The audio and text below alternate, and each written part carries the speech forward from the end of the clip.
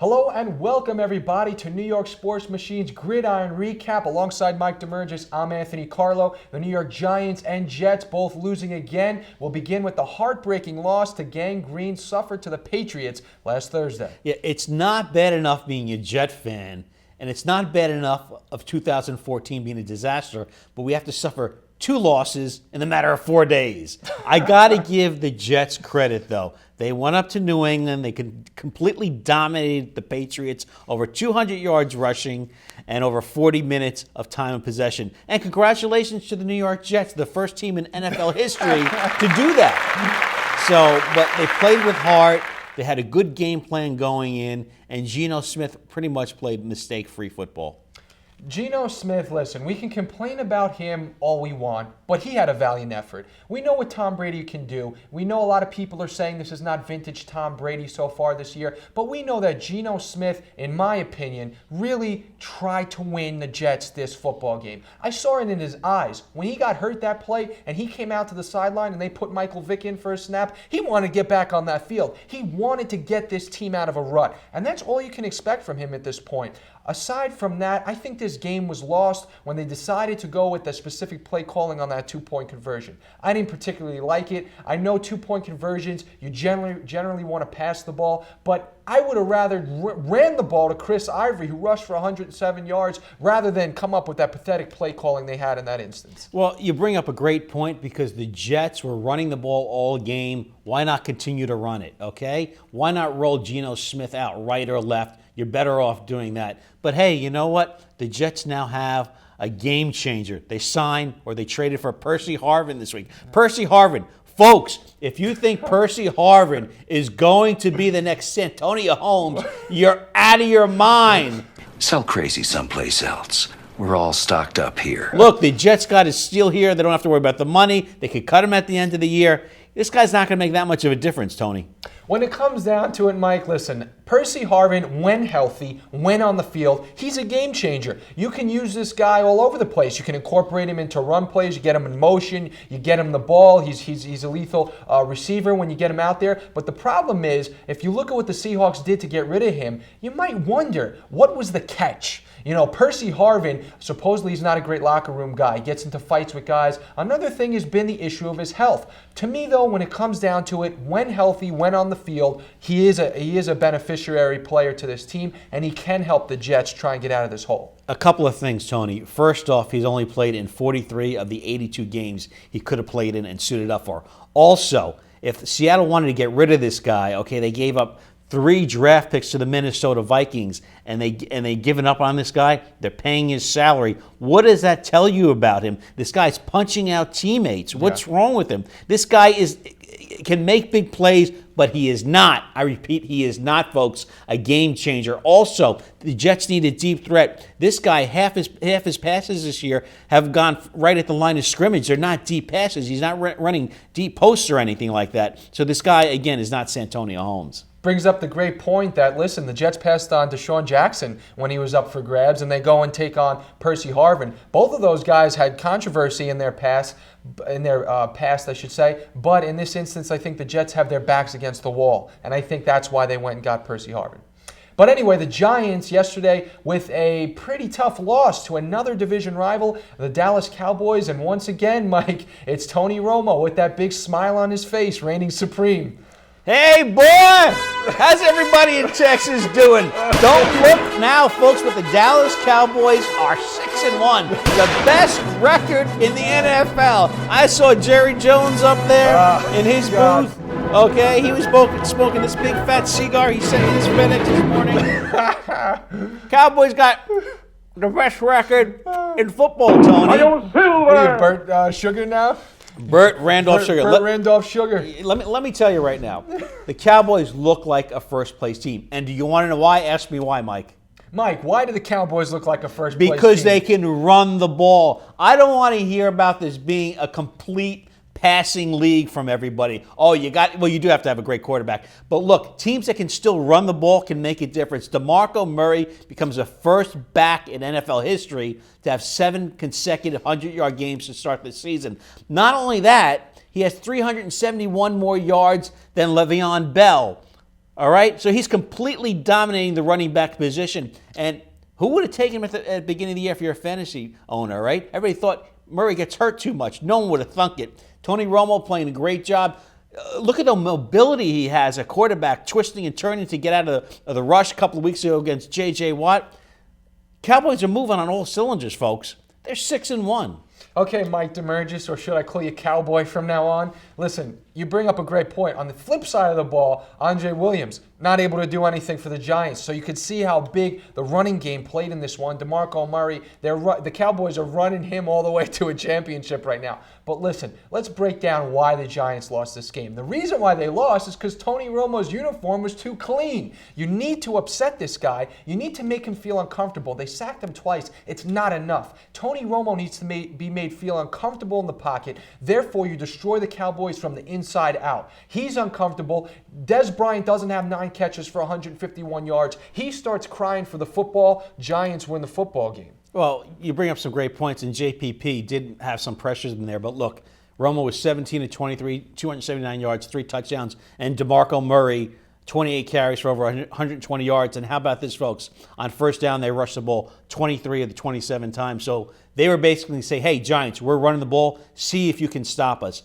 The Cowboys look like a first-place team. The Giants, their record says who they are. They're 3-4, and as things look right now, I can't see them being better than 8-8 or maybe 9-7 as I break out my schedule right here. Let me just get the cigar out of the way here.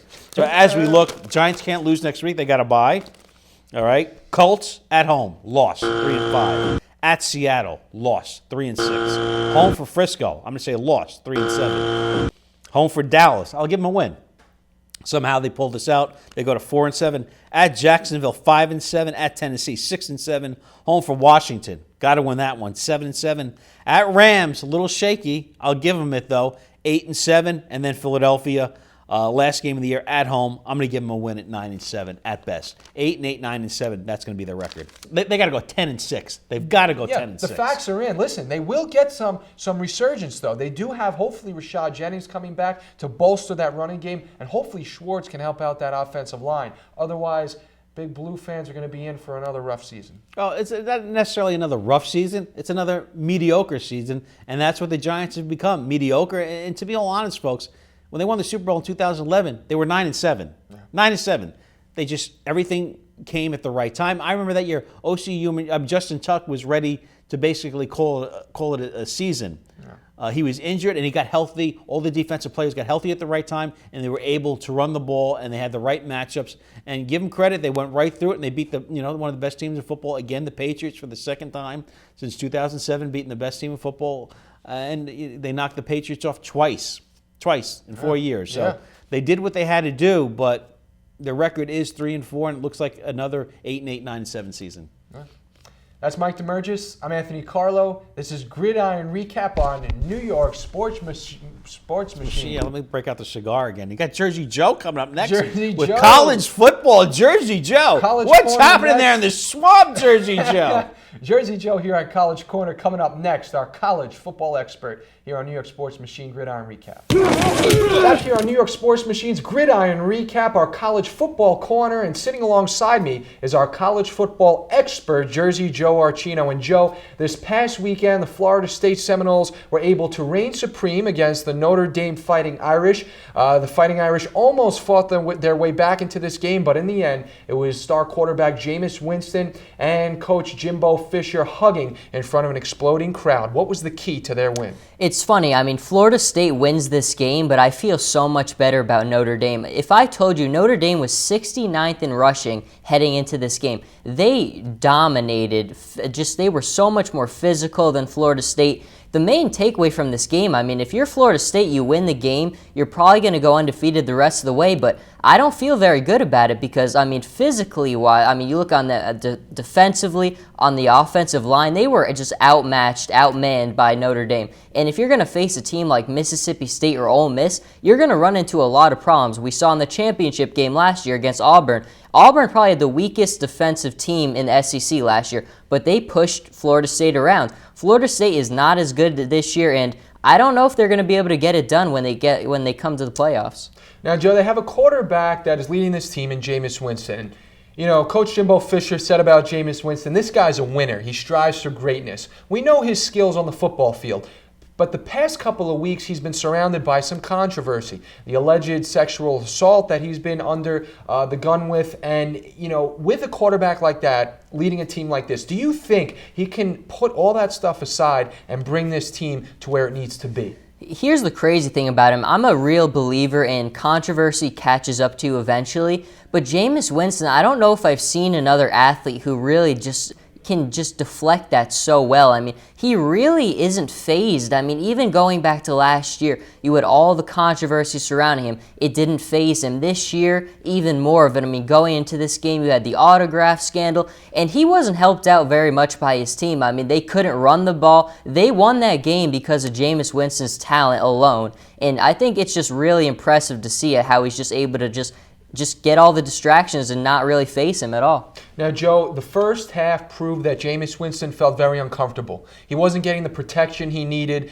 Coach Fisher said after that they rectified that during halftime, and he was a different man. The first 4 drives they had, he scored touchdowns on 3 of the first 4, and he was able to orchestrate that comeback. But let's take it to the end of the game, and let's take it to Notre Dame almost coming back if it wasn't for an offensive pass interference call on the team. What is your feelings about that controversial call? Yeah, I mean, you hear so many different opinions. There's some people who think that the call was correct, and which it probably was. But, I mean, to be honest, at the end of the game, that's a really lame way to end the game. I mean, you had such a great game going. That game is really a reflection of how good this college football season has been so far. And just to end the game on just a note like that, that's the kind of call I feel like the officials really have to go out of their way to make. That play happens all the time. It happened in that game a couple times and it wasn't called. So to call it at the end of the game, I think some fans are right in kind of being upset about it.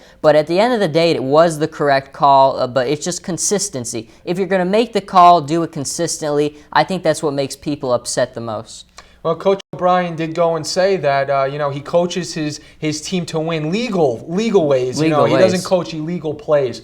But as far as the rest of the college football ranks go, we'll pick it up at number 1. And right now, Mississippi State stands there. And they did have a bye this past week. But what can you look from this team moving forward? Here's the thing about Mississippi State. I mean, you look at them defensively, they are outstanding, 3rd in points against. I mean, they are just defensively, they are big, they get after you. They could really stop the run in the passing game. And you got to look at their quarterback, Dak Prescott. I mean, he's played a very good year. Rough game against Auburn a couple weeks ago, but I think he's going to bounce back with the bye. And it all comes from head coach Dan Mullen. I mean, Dan Mullen's been a winner. He's been around winning programs his whole career with Urban Meyer, was his right-hand man. And you see now with Mississippi State, it's been a couple years, but he's finally got this program to where they wanted to be. And they have a legitimate chance to get to their rivalry week against Ole Miss, which would be a phenomenal game if both these teams ended up undefeated. I think they have a legit chance to go undefeated. I really do. Well, Florida State, as we know, stands in that number 2 slot. But in number 3, we have Ole Miss. And Ole Miss had a big win this past weekend against Tennessee, moving them to 7-0 this year so far. Unbelievable. I mean, you give head coach Hugh Freeze a ton of credit with that team. Bo Wallace, I was critical of in the past, but I can't really say much about him. He's had a phenomenal year. They have the first ranked defense in points allowed right now. Unbelievable defense. It's funny, Mississippi State and Ole Miss are both built very, very similarly. Good quarterback, outstanding defense, and they have very good head coaches, and I think it'd be very exciting. Both teams end up undefeated. Ole Miss is going to have a tough time. They have Auburn in 2 weeks. They play this week. They have LSU. That is a tough game as well. I think they get past LSU, and if they do lose a game, I think it will be against Auburn. I love Auburn. They're a very good team. Sitting at number 4, we have Alabama, and Alabama blasted Texas A&M 59-0 in their last competition. With such a lopsided contest, what can we expect from this high-powered team moving forward, Joe? Know what it is? It's up-tempo offense. Blake Sims, Alabama's quarterback, strives when he's in up-tempo. When Lane Kiffin, their offensive coordinator, just lets him play, lets him use his instincts and not think, he's so much better. That offense was rolling in that that game. Defensively, Nick Saban's always bringing outstanding defense to the table. Alabama's very good right now, but I do think they're going to lose another game. They just have a very tough schedule coming up. Game is against Mississippi State. Game against Auburn, rivalry week. Very hard to see Alabama winning both those games. I think they'll win one of them, but I think there's no way they can beat them both. And who knows, 2 losses could knock them out of the top 5. Probably will. And in that final spot is Auburn. And Auburn, as we mentioned, had a bye week this past week. But what is their approach moving forward for this team, Joe? I'm all on War Eagle, baby. I'm a huge Gus Malzahn fan. The thing I really like about Auburn is this team is so much better than they were last year. A couple weeks ago, Mississippi State handed them their first loss of the year. And the big thing for Auburn is that was the best defensive game plan I've seen against Gus Malzahn's Tigers in 2 years. But offensively, Nick Marshall is such a more dynamic playmaker now. Last year, he was such a one-trick guy, could really only run with the ball. He's improved as a passer. Defensively, they're so much better this year. They have great receivers. Auburn is a legit contender to win it all this year. The thing, again, I keep reiterating, brutal schedule coming up. They have a really tough break coming up. South Carolina, Georgia, Alabama rivalry. Going to be very difficult to see Auburn running the table and not losing another game, but it is possible when they are as well coached as they are and they have as much talent as they do. Jersey Joe Archino, our college football expert. This was our college football corner here on New York Sports Machine Gridiron Recap.